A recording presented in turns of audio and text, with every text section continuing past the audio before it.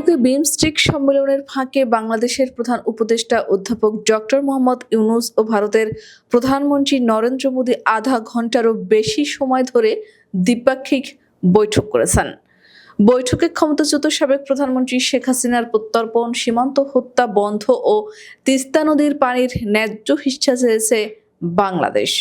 আজ শুক্রবার প্রধান উপদেষ্টার প্রেস সচিব শফিকুল আলম এ তথ্য জানিয়েছেন।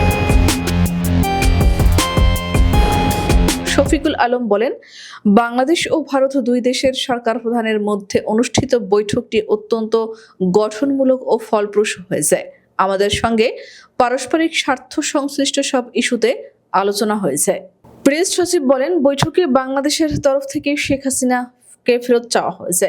একই সঙ্গে ভারতে বসে শেখ হাসিনা উস্কানিমূলক বক্তব্য দিয়ে বাংলাদেশে